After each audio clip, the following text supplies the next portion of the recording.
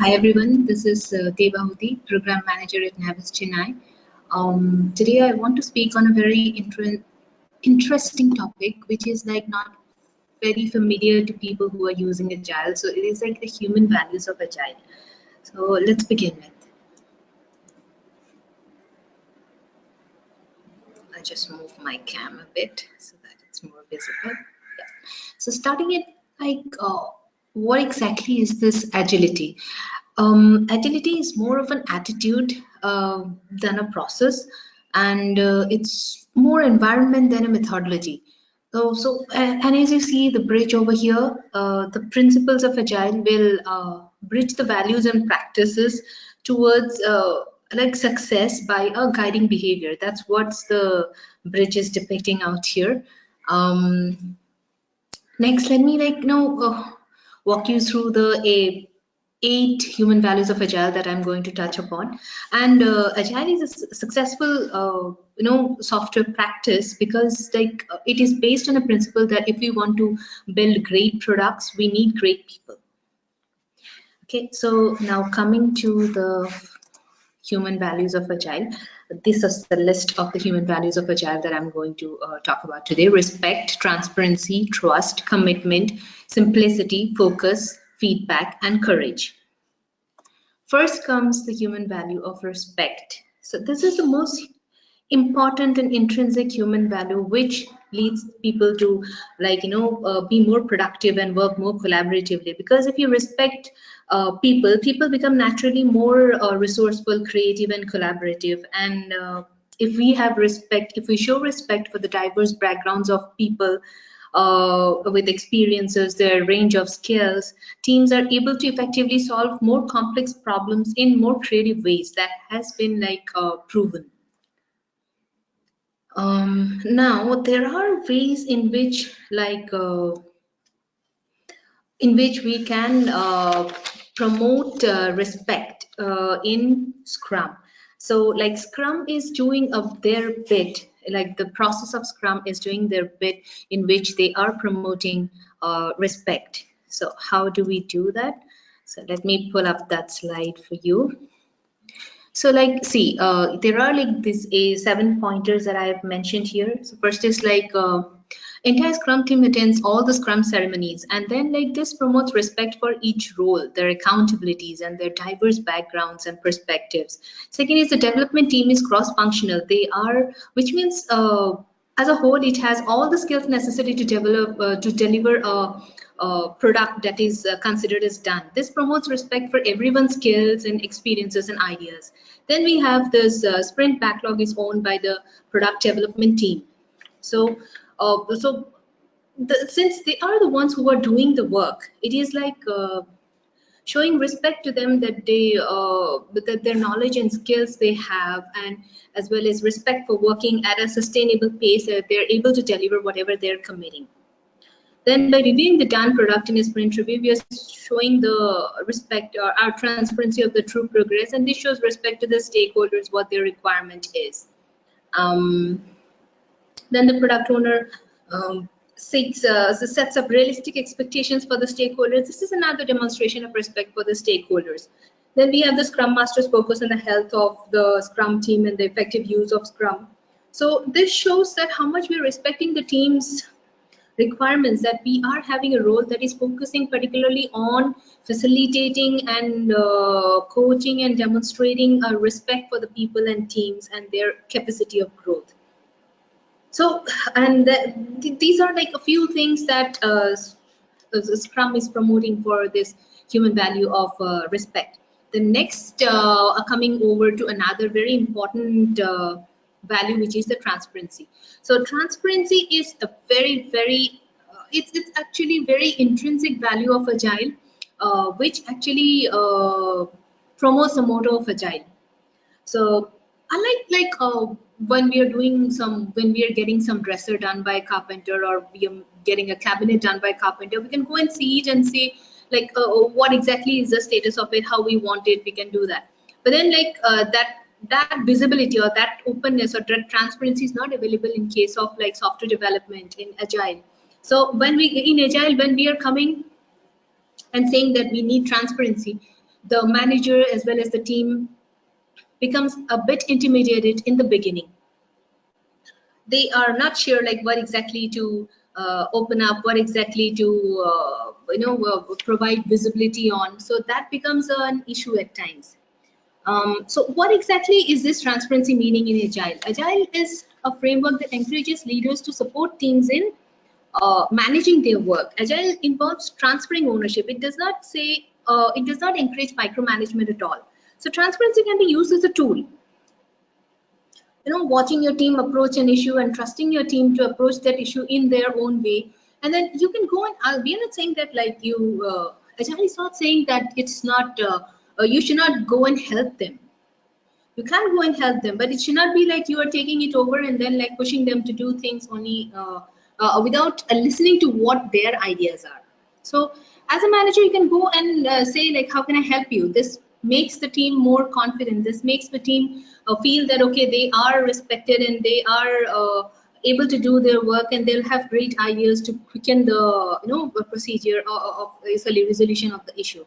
Then we can impart through transparency. Like there are many situations where the managers are at times forced to give some values for completion on their perception, which you don't have to do in Agile because you have a sprint backlog, you have a product backlog, and you have the visibility of like what exactly you are going to do in the next couple of sprints. So you don't have to perceive any values. You are actually having the visibility of the values, and then you can go and put it forth in daily life. So there are situations where the failure scenarios are, so these are like generic failure scenarios. These are not like specific to one project or one organization. I'm just saying like, but it actually is spread across all the organizations. These kind of scenarios are always happening.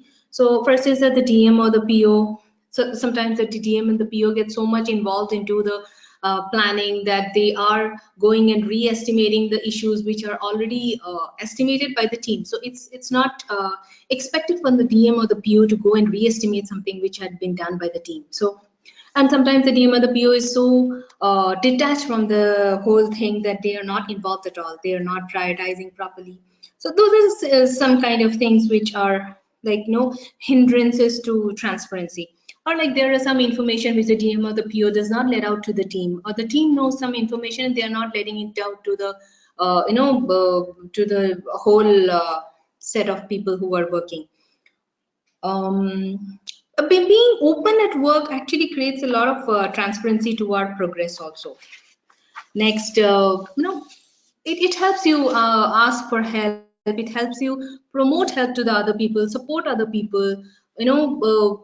Admit that if we are wrong, then this transparency leads to a lot of things which will like help team in a positive way. And how is Scrum promoting transparency? So there are like these list of 5 things, as you can see over here, which is limiting sprint to 30 days. So we have a lesser time period, and we have openness in changing directions, or whenever things are not going the way that we want, then we are transparent to the customer also, and the customer is transparent to us, then we can change the directions as per need. We have a sprint goal which shows us that what we are exactly looking for. We know what we are working for. Then there is a transparent product backlog. We know like what exactly are the items that we are going to work for. We know what is our aim for that.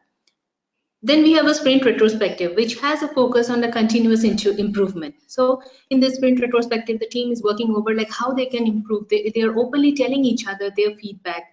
This is very important for having a better process or improvement of a process. Next, the sprint review, which demonstrates the openness of what exactly is your status. You are going to show it to your stakeholders. So it just shows the transparency to your stakeholders.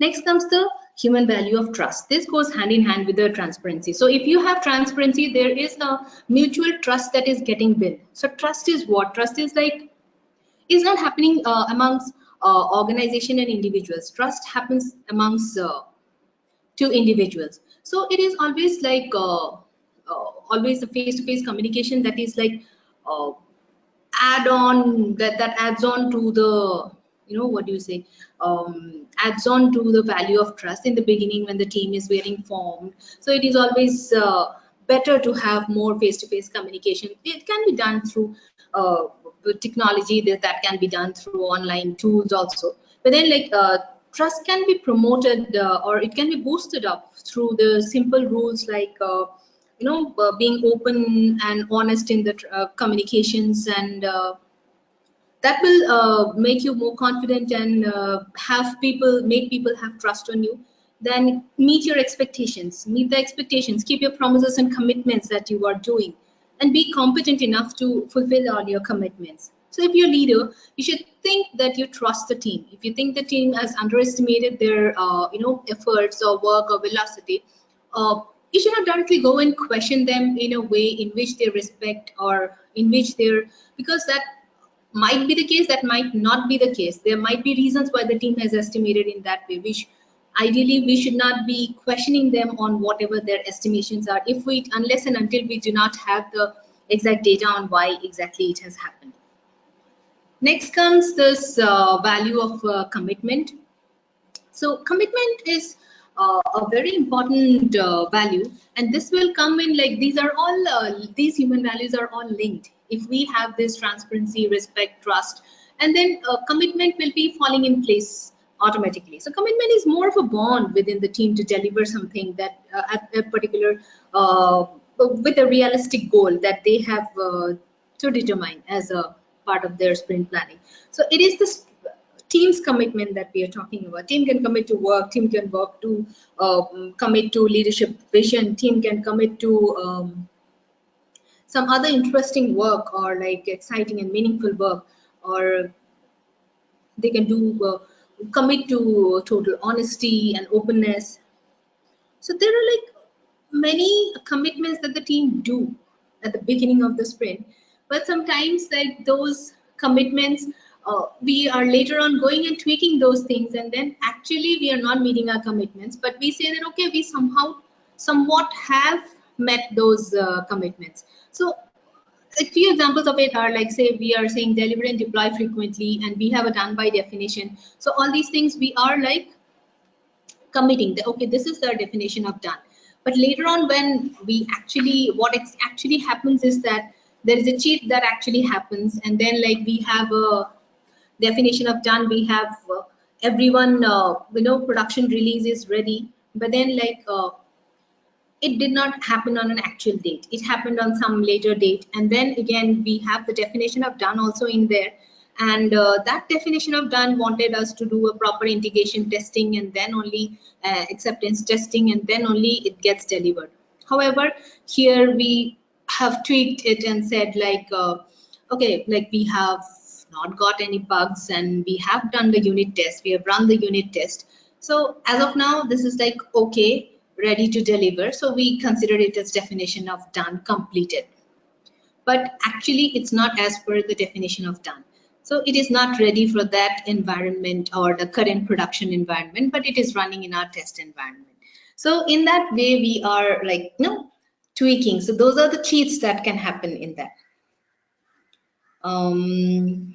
Then we have like this diligently strive to improve. So we are having some metrics, we are planning on some metrics, and then like later on if sometimes we are not getting time to collect those, work on those metrics, and then we say that okay, we are not sticking on to that diligently striving to improve. We say that okay, fine, we are delivering whatever we are wanting. And if we are taking some measures also, metrics also, and if those metrics are not as per our liking, we are hiding those metrics. So in that way, we are not sticking on to that. So dedicate to a sprint goal. Okay, so this is very frequently happening in most of the places, because we are saying we are having a sprint goal, but then we see that okay, agile, it can change, the sprint goal can change based on, but it's not that like always we are keeping on changing. In that way, we are like, we have a bucket of items, and every time that bucket of items, everything is moving out of the sprint. So that is what is not expected. Even if it is agile, everything is moving out of the sprint is not the way we are going to compromise. It has to be, we have to have a dedicated commitment. That commitment is totally not followed here if like everything is getting moving out. Next comes the value of simplicity. Simplicity, as it describes the art of making, working art of reduction, or like thoughtful reduction and increasing the amount of work not done. So we are inspecting closely to remove waste in the process and the product.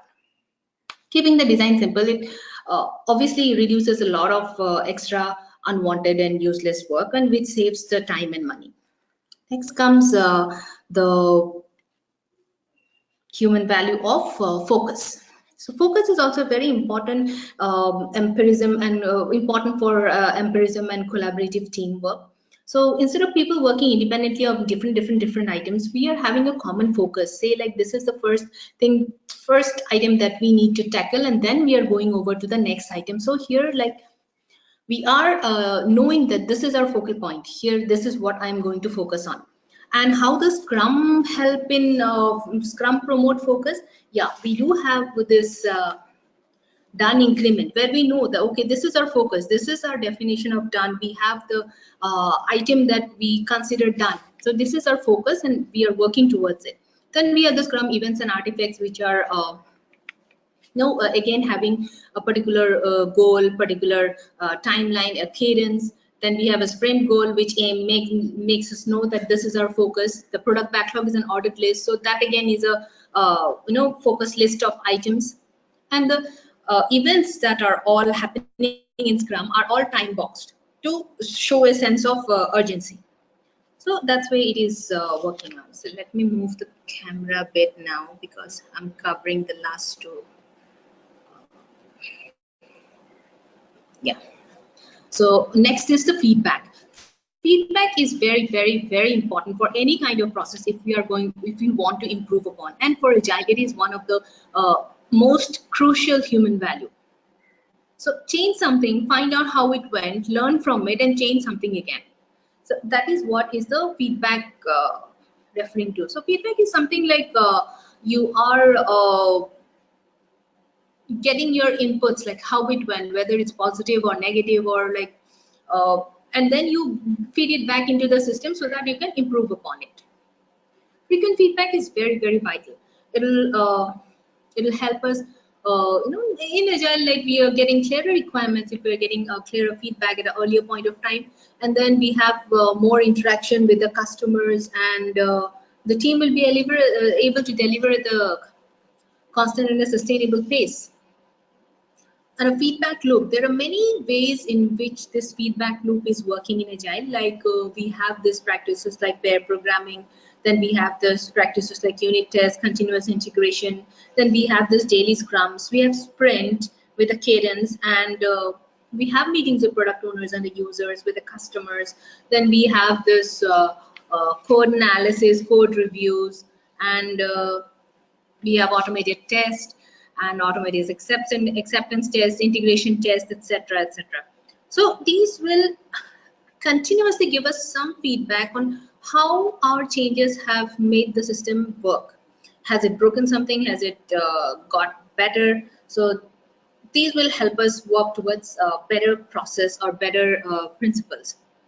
Last but not the least, this is the value of courage. So all these other values will help a agile team to have more courage. So when we have this transparency, commitment, focus, simplicity, respect, all these things in place, then obviously the team will be more courageous to accept their mistakes, to say that okay, fine, if we did not understand things properly in the beginning, then we are reworking on it. They have the courage to say that okay, fine, this went wrong, so we'll do the things better.